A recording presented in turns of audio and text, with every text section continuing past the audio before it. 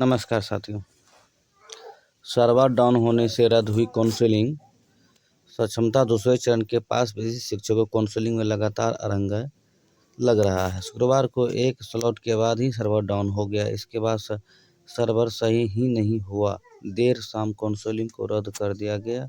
घंटों इंतजार में बैठे शिक्षकों का आक्रोश इसे लेकर फूट पड़ा।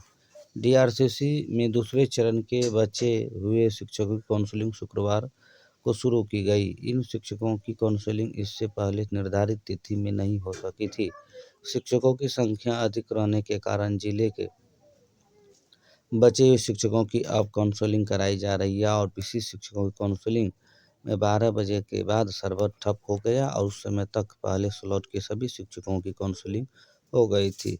दूसरे स्लॉट के 4-5 शिक्षकों की सर्टिफिकेट जांच शुरू ही हुई थी कि एक-एक कर सभी काउंटर पर सर्वर ठप हो गया और इसके बाद लगातार मुख्यालय से लोग जानकारी लेते रहे और सभी जिलों से इसी तरह की सूचना मिलती रही। देर शाम तक डीआरसीसी में शिक्षक इंतजार में बैठे रहे। वहीं बता दें कि 22 तक आवेदन की अंतिम तिथि। डीएलएड संयुक्त प्रवेश परीक्षा 27 फरवरी से संभावित है। तैयारी है कि डीएलएड संयुक्त प्रवेश परीक्षा के लिए आवेदन आज से। बिहार विद्यालय परीक्षा समिति की ओर से डीएलएड संयुक्त प्रवेश परीक्षा 2025 के लिए आवेदन शनिवार से शुरू होगी। राज्य भर के 306 डीएलएड कॉलेजों के 30,750 सीटों पर नामांकन के लिए विद्यार्थी 22 जनवरी तक ऑनलाइन आवेदन कर सकते हैं। विद्यार्थी डीएलएड www.dledbihar.com पर जाकर आवेदन कर सकेंगे। नया सत्र जुलाई से होगा प्रारंभ। परीक्षा कैलेंडर के अनुसार डीएलएड संयुक्त प्रवेश परीक्षा 27 फरवरी से ऑनलाइन आयोजित किया जाना संभावित है। रिजल्ट 15 अप्रैल को जारी कर दिया जाएगा। वहीं डीएलएड कॉलेजों में नामांकन के लिए प्रथम, द्वितीय एवं तृतीय मेगा सूची व नामांकन विकल्प लॉक करने, सीट आवंटन, स्लॉट अप आदि की प्रक्रिया अप्रैल के अंतिम सप्ताह से शुरू होगी। जून तक नामांकन की प्रक्रिया समाप्त हो जाएगी। नया सत्र जुलाई से प्रारंभ होगा। उर्दू विषय के अभ्यर्थियों के लिए 10% सीटें होंगी। वहीं बता दें कि ये नामांकन के पात्र नहीं हो सकते हैं वैसे अभ्यर्थी जो पॉलिटेक्निक आईटीआई की योग्यता रखते हैं। डीएलएड कोर्स में नामांकन के पात्र नहीं होंगे। अभ्यर्थी की न्यूनतम उम्र सीमा 1 जनवरी 2025 को 17 वर्ष सभी कोटि के लिए होगी। 306 डीएलएड कॉलेजों को 30,750 सीटों पर हो रहा है नामांकन। 960 रुपये आवेदन शुल्क है। परीक्षा में शामिल होने के लिए समान कोटि, आर्थिक रूप से पिछड़े समान कोटि के अभ्यर्थियों, पिछड़ा वर्ग, अत्यंत पिछड़ा वर्ग के विद्यार्थियों के आवेदन शुल्क 960 रुपये देने होंगे। वहीं अनुसूचित जाति, अनुसूचित जनजाति के विद्यार्थियों को 760 रुपये देने होंगे। परीक्षा की अवधि 2.5 घंटे की होगी। परीक्षा में 120 वस्तुनिष्ठ एवं बहुविकल्पीय प्रश्न पूछे जाएंगे। परीक्षा में सामान्य हिंदी उर्दू के 25 और गणित के 25, विज्ञान सामाजिक अध्ययन सामान्य अंग्रेजी के 20 प्रश्न व तार्किक एवं विश्लेषणात्मक क्षमता के 10 प्रश्न पूछे जाएंगे। 120 प्रश्नों के 120 अंक निर्धारित है। परीक्षा के लिए बिहार बोर्ड ने हेल्पलाइन नंबर भी जारी किया है, इस पर आप कॉन्टैक्ट कर सकते हैं। वहीं बता दें कि सभी इंजीनियरिंग कॉलेजों में पीजी की पढ़ाई शुरू हो गई है। राज्य के सभी इंजीनियरिंग कॉलेजों में पीजी पारा स्नातक की पढ़ाई शुरू होगी। इसके लिए विज्ञान प्रौद्योगिकी व तकनीकी शिक्षा विभाग ने तैयारी तेज कर दी है। अभी राज्य के 38 इंजीनियरिंग कॉलेजों में से 10 इंजीनियरिंग कॉलेजों में कई ट्रेड में पीजी की पढ़ाई हो रही है। राज्य के सभी इंजीनियरिंग कॉलेज की पीजी की पढ़ाई शुरू होगी। सरकार का लक्ष्य है कि इंजीनियरिंग में उच्च शिक्षा यहाँ के संस्थाओं में ही उपलब्ध हो। इसके लिए पर्याप्त आधारभूत संरचना के साथ ही आवश्यक शिक्षकों की नियुक्ति की जा रही है। वहीं बता दें कि बिहार में शुरू हो गया शिक्षकों का तबादला। बिहार शिक्षक का तबादला होगा। में शिक्षकों का तबादला शुरू हो गया है। शिक्षा विभाग ने तबादला की पहली सूची जारी कर दी, जिसमें कैंसर बीमारी से ग्रस्त 35 शिक्षकों का तबादला उनके आवेदन में दिए गए प्रथम विकल्प के आधार पर किया गया है। शेष आवेदन पर विचार चल रहा है। कैंसर पीड़ित 760 शिक्षकों के आवेदन आए हैं। आपको बता दें कि शिक्षा विभाग तबादले के लिए शिक्षकों के आवेदन के 4 अलग अलग श्रेणियों बांटा है। इन श्रेणियों में आने वाले शिक्षकों का तबादला 4 चरणों में क्रमवार किया जाएगा। सबसे पहले श्रेणी के शिक्षकों का तबादला होगा, जिसमें असाधु रोग, गंभीर बीमारी और विधवा आदि को रखा गया। पहली श्रेणी में 5 तरह के शिक्षकों को रखा गया। इन पाँचों में सबसे पहले नंबर पर आने वाले अर्थात असाधु रोग से ग्रसित शिक्षकों का तबादला होगा। फिर क्रमवार अन्य कोटि के शिक्षकों की होगी। पहली श्रेणी में 5 कोटि वाले शिक्षकों के बाद दूसरी, फिर तीसरी और सबसे अंत में चौथी श्रेणी के शिक्षकों का तबादला होगा। वहीं बता दें कि 63,000 शिक्षकों को जिला आवंटित कर दिया गया। 6 विषयों की अतिथि शिक्षकों को दिया जाना है वेटेज। 1 वर्ष पर 5 अंक मिलता है। अधिकतम 5 वर्षों के लिए 25 अंक का वेटेज मिलेगा। 492 को मिलेगा लाभ। बिहार लोक सेवा आयोग बीपीएससी ने शुक्रवार को तीसरे चरण में चयनित 63,000 शिक्षकों को जिला आवंटित कर दिया। आयोग ने कक्षा 1 से 12वीं तक के अभ्यर्थियों का जिला आवंटन एक साथ किया है। आवंटन सूची आयोग के वेबसाइट पर अपलोड कर दी गई है और जिला आवंटन मेगा सूची के आधार पर हुआ है।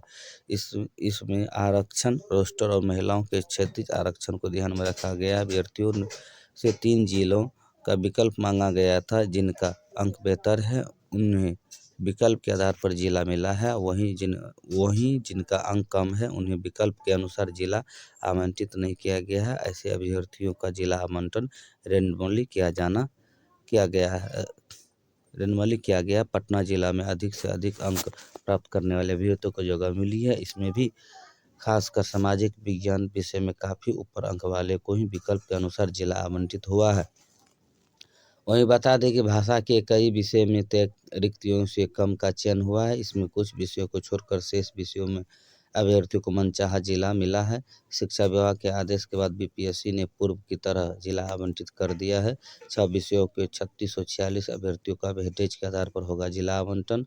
बीपीएससी ने उच्च माध्यमिक में 6 विषयों को छोड़कर से सभी विषयों के अभ्यर्थियों को जिला आवंटन कर दिया है। जिन 6 विषयों को जिला आवंटित नहीं किया गया है उनमें से रसायन शास्त्र में 273, गणित में 779, जंतु विज्ञान के 625, अंग्रेजी के 972, वनस्पति विज्ञान के 566 और भौतिक विज्ञान के 441 चयनित अभ्यर्थियों को जिला आवंटन नहीं किया गया। इन सभी को मिलाकर लगभग 3646 अभ्यर्थियों के बाद में जिला आवंटन होगा। इन 6 विषयों के कुल 492 शिक्षकों जो अतिथि शिक्षक के तौर पर विद्यालय में काम कर रहे थे उन्हें 1 वर्ष के कार्य करने पर 5 अंकों का वेटेज दिया जाएगा। अधिकतम 5 वर्ष के कार्य अनुभव होने पर अधिक 25 अंक दिया जाएगा। इसके लिए अभ्यर्थियों को डॉक्यूमेंट देना होगा।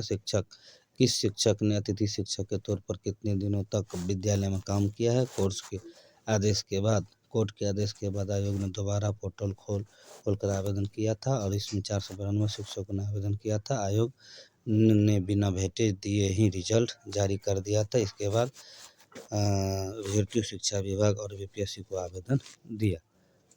वहीं बता दें कि काउंसलिंग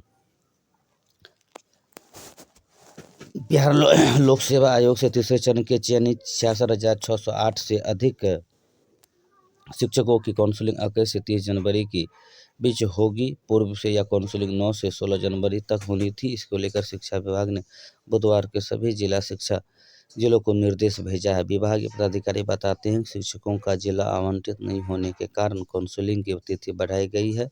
विभाग के प्राथमिक शिक्षा निदेशक पंकज कुमार ने सभी जिला शिक्षा पदाधिकारियों को लिखे पत्र में कहा है कि बिहार लोक सेवा आयोग के द्वारा आवंटित जिले में इन चयनित शिक्षकों की काउंसलिंग होगी।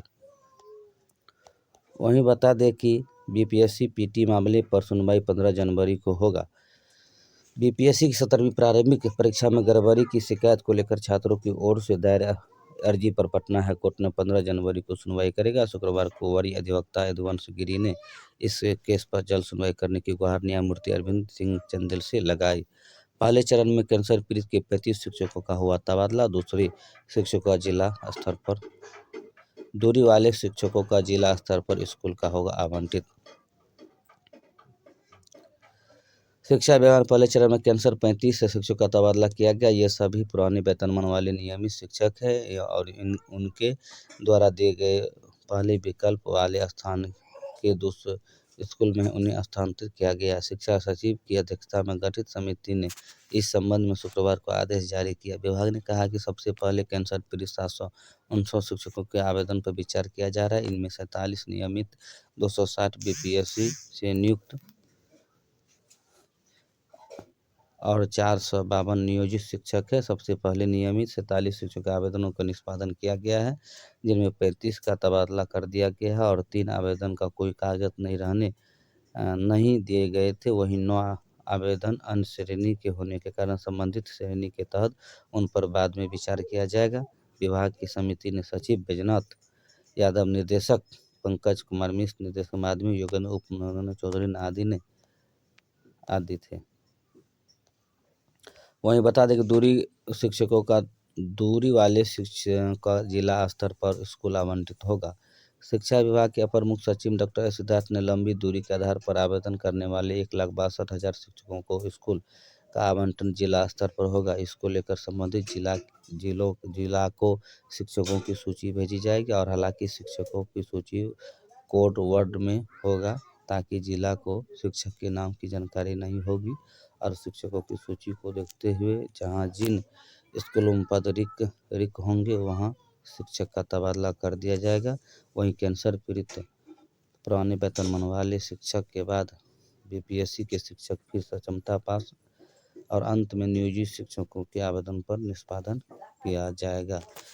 वीडियो अगर पसंद है तो चैनल को लाइक एंड सब्सक्राइब करें। बहुत बहुत धन्यवाद।